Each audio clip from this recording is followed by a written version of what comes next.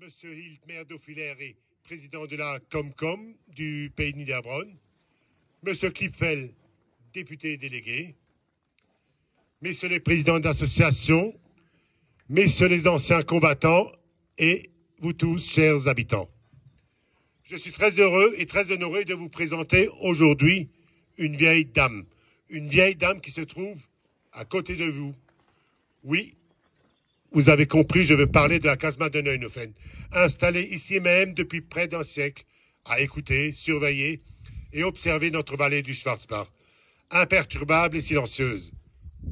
Oui, imperturbable, voilà le mot exact pour la qualifier, car, avec tout ce qu'elle a vu et entendu depuis 1931, l'année de sa construction, elle pourrait raconter bien des choses. Pour preuve, moi-même, de la commune depuis 1985 et président de la MJC depuis 1994, j'ai vécu les différents traitements qu'on lui a administrés, mais des traitements toujours en vue de son bien-être, pour la garder le plus longtemps possible avec nous. Et ce n'était pas toujours une mince affaire. Et je me souviens aussi, la première fois que j'ai mis les pieds dans cet édifice, ça devait être en été 1988, j'étais alors tout jeune membre de la MJC et accompagné par des anciens. Je me souviens donc d'un grand sentiment d'oppression et d'un sentiment de vide qui s'en dégageait, malgré les réalisations aménagées par les aînés. Bref, il n'y avait rien d'engageant en dépit des efforts louables réalisés avec, il faut le savoir aussi, les moyens de l'époque. Mais c'était alors déjà le début d'une grande aventure qui aujourd'hui est encore loin d'être accomplie. Je suis certain que les générations à venir prendront soin de ce site avec la même ferveur que celle que nous avons dans les veines. Bonne journée à tous.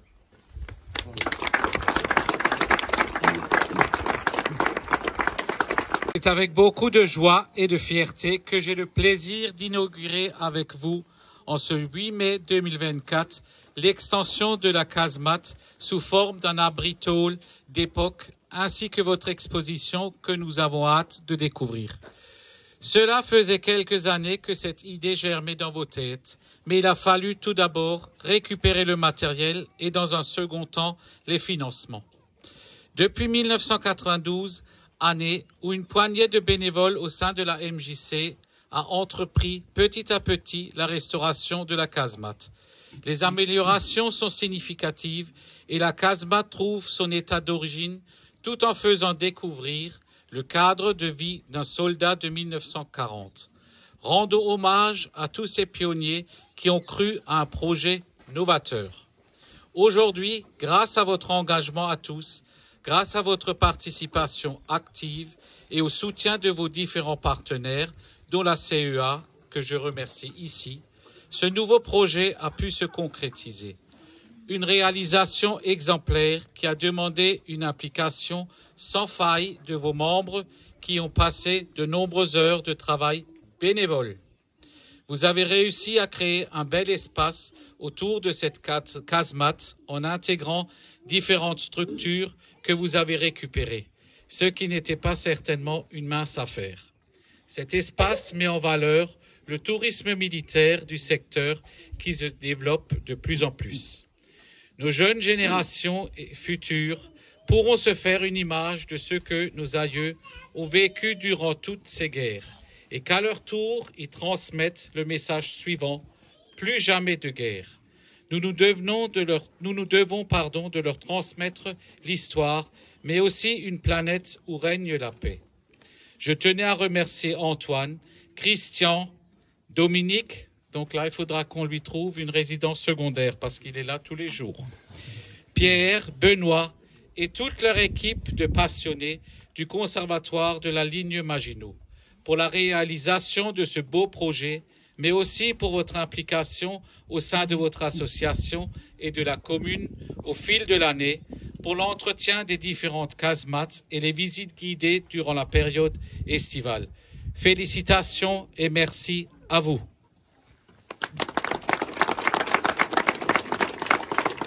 Il faut montrer aux générations les plus jeunes, ils sont nombreux ici à Neuenhofen, mais aussi aux autres, ce qui s'est passé, voilà, maintenant presque 80 ans, et ne pas l'oublier, parce que un philosophe disait il y a très longtemps que l'homme qui veut maîtriser son destin doit absolument savoir d'où il vient.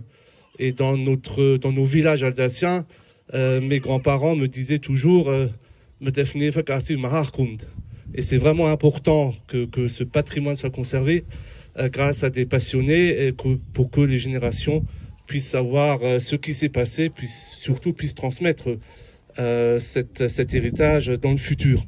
Enfin, vivre ensemble, c'est quand même pas encore acquis, puisque, comme l'a dit Monsieur le maire, beaucoup de conflits mondiaux éclatent ici et là, et le vivre ensemble n'est pas encore gagné. C'est absolument fragile, et cette pédagogie, ces expositions ou encore ces lieux de mémoire sont importants pour que ce vivre ensemble puisse se réaliser, je l'espère, comme vous tous, très bientôt.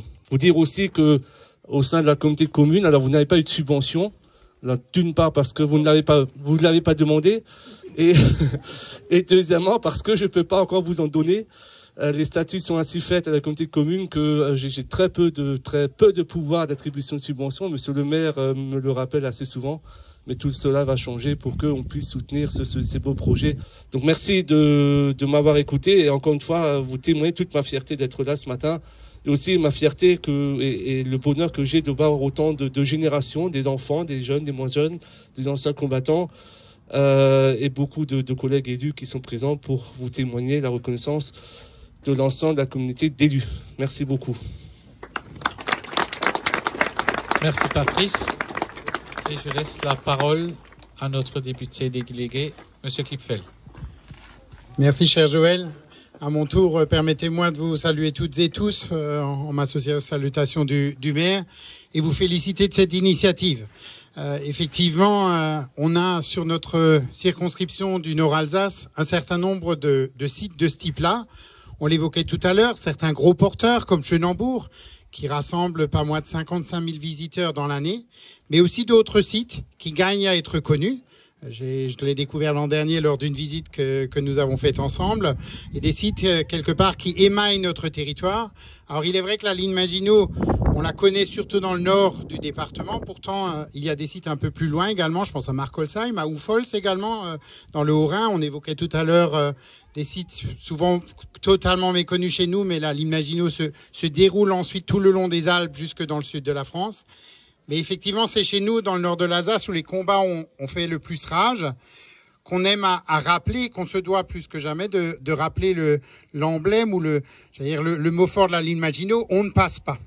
Et c'est vrai que si à Paris on tend à voir la ligne Maginot comme un point de honte, parce qu'on n'a pas pensé, d'autres n'ont pas pensé en haut lieu qu'à un moment on pouvait aussi passer par les forêts des Ardennes. Bien ici, les militaires, eux, ils ont tenu leur rôle. Ils ont tenu même après l'armistice de 1940, puisque il a fallu des ordres venant d'en haut pour le dire non, maintenant ça suffit, arrêtez de résister. Mais malgré ça, je crois que c'est un travail de mémoire qui est important à travers ça de faire pour rendre un hommage à ces hommes qui se sont battus pour des valeurs, qui se sont battus pour la France aussi, faut-il le rappeler, en des temps où souvent ils ont donné leur vie. Le message des anciens combattants a rappelé encore ce matin le rôle particulier de l'Alsace avec l'annexion, non pas juste comme la France une occupation, mais une annexion avec le changement des noms de rues, le changement des patronymes, etc., avec la surveillance généralisée. À ce titre, je crois que c'est d'autant plus important d'avoir ce travail de mémoire auquel vous contribuez pleinement. Et je crois qu'on peut que se féliciter que vous ayez mis en valeur ce que certains voient parfois comme de simples vieux bouts de béton, en disant bon, mais en Allemagne on a fait table rase de tout ça, c'est plus propre dans le paysage. Je crois que le symbole qui est derrière et les vies qui se sont perdues dans ces ouvrages et autour méritent tout notre respect, de même que tout le travail que vous faites. Parce qu'effectivement, il y a les questions d'aménagement. L'an dernier, vous m'aviez montré ce futur site vide encore. Aujourd'hui, je sais que vous avez récupéré, notamment à Drarenbronn, des éléments. Mais finalement, le plus gros du travail reste à faire, et je sais que vous le faites très bien, c'est de faire vivre ce site, d'y accueillir les touristes qui souvent connaissent trop peu, voire pas du tout, cette part de l'Alsace, de l'histoire de l'Alsace et de l'histoire en général. Mais au-delà des touristes, bien souvent, même chez nous en Alsace, on connaît pas forcément ou pas forcément bien cet aspect-là. Et je crois que même dans nos villages, on gagne tout à redécouvrir ce type de site. Merci. Mon colonel. Merci, monsieur le maire. Bien, écoutez, moi aussi, ça va être un peu improvisé comme discours. Je tiens, monsieur le maire, à vous remercier à 3 titres. En tant que militaire, vous remercier et surtout vous féliciter de la belle tenue et de la magnifique cérémonie à laquelle nous avons assisté ce matin. Et en particulier à la présence de toute cette jeunesse qui nous a accompagnés et qui a commémoré cette date du 8 mai. On en a discuté en chemin. Il est très important que nous fassions passer et que nos jeunes continuent à faire passer ce message d'une France qui a combattu pour sa liberté et pour la liberté du monde. Moi, je vais être assez bref, je vais vous parler un peu de l'historique du site et l'historique de cette exposition. L'histoire de la Nino Maginot commence en 1919, après la Grande Guerre, et elle n'est pas encore terminée, puisqu'il y a encore certains ouvrages qui sont sous surveillance militaire. Donc, ce qu'on a voulu faire déjà dans la casemate à partir des années 90, c'est reconstituer la vie dans un ouvrage et dans une vallée comme la nôtre. Donc cette exposition, elle vit toujours, mais elle est quasiment terminée. On rajoutera du matériel, on fera encore des choses dans la casemate. Aujourd'hui, on est le conservatoire de la Nino Maginot des Vosges du Nord. Donc le maire l'a signalé avant, avec 2 blocs osmomes dans chaque village. Nous avons fait des dambars qui ont été retapés. Un bloc osmome qui a été récupéré également en 2018. Qui se trouve là-bas, donc celui-là il a été déplacé de 5 km. Et aujourd'hui on se retrouve devant cet abri tôle métro. C'était ces tôles métro qu'on avait déjà dans la guerre de 14, qui servait dans la montagne, qui servait dans les campagnes pour faire des PC, des postes de commandement ou des postes sanitaires. Donc on a reconstitué en récupérant des tôles dans la Moselle proche ou sur Dambar, puisqu'il y a des tôles qui viennent de Dambar. Et on a remonté cet abri dans une configuration un peu spécifique, puisqu'on a remis un peu de ventilation et un peu de matériel d'époque.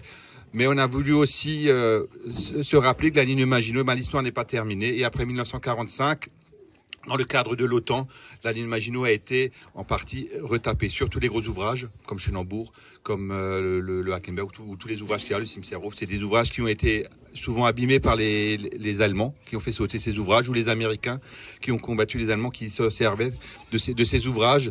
Et donc après 1946, l'État français et le génie a fait un inventaire de ces fortifications pour les remettre en état. Et on a aussi souligné le travail du colonel Trutmann, qui était l'instigateur, l'officier du génie, qui dans les années 70 a sauvé cette ligne Maginot de l'oubli, et qui a permis de vendre les ouvrages à des communes et après à des associations de les récupérer. Donc on a quand même pas mal d'ouvrages sur l'ensemble de la Maginot qui sont ouverts. Il y a 23 gros ouvrages sur 44 qui sont ouverts au public. Donc c'est déjà pas mal. Donc on fait toute la France jusqu'au Cap Martin au-dessus de Menton. Donc on a pas mal de choses. Merci Christian. Et donc nous allons procéder au coupé du ruban. Là, ce nouvel abri ouvert. Bravo. Bravo.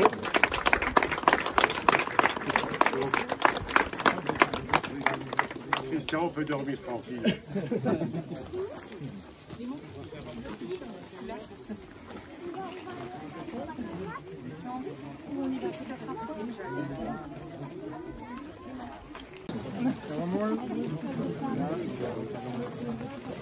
C'est surtout les enfants. On va les couper. Enfin, le souvenir de la journée. Ah, c'est du haut.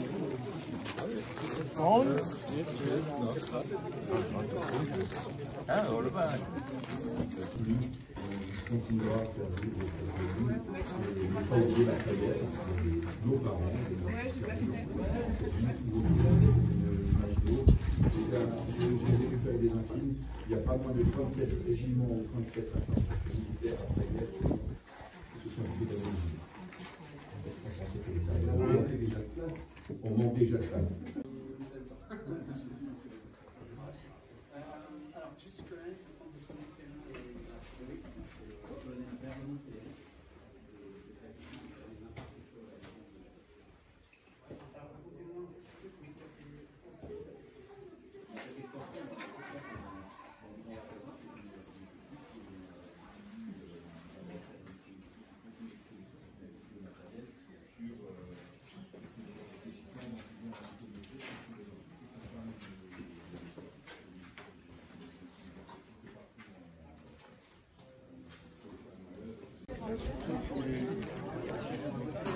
Maintenant,